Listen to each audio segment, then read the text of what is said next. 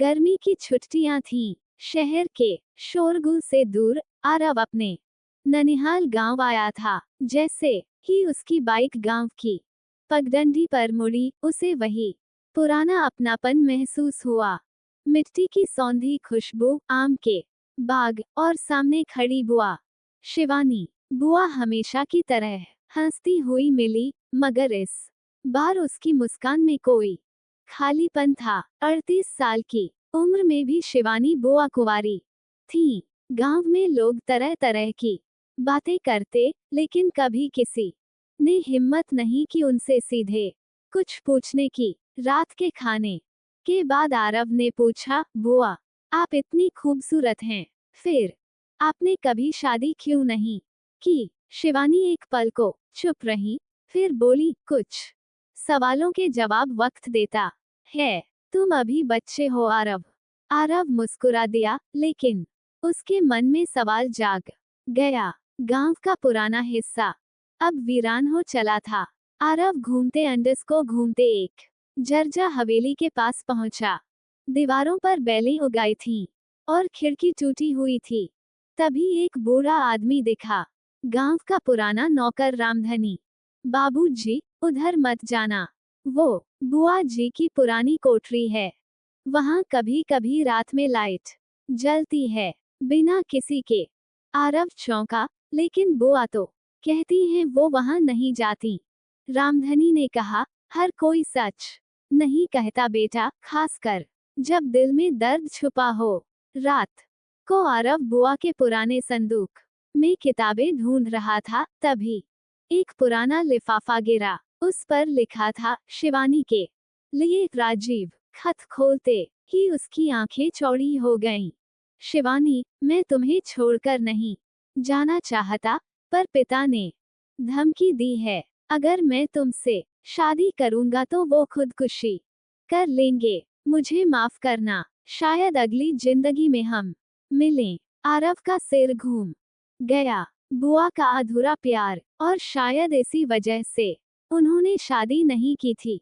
अगली सुबह गांव में एक अजनबी आया, करीब 40-45 साल का आदमी, आंखों में गहराई और चेहरे पर अपराध बोध। वो सीधा शिवानी बुआ के दरवाजे पर गया।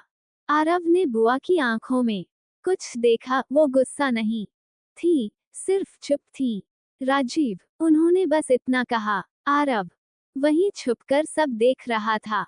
राजीव बोला, मैं हर साल आता था इस हवेली के पास, लेकिन अंदर आने की हिम्मत नहीं हुई। अब जब मेरी पत्नी गुजर चुकी है और बेटा विदेश में है, मैंने सोचा शायद तुम माफ कर सको। शिवानी ने कहा, माफ तो कब का कर दिया, लेकिन वक्त लौटता नहीं राजीव। उसी रात आरव ने बुआ से सब पूछ लिया। बुआ की आंखें नम थी, पर उन्होंने सब बताया।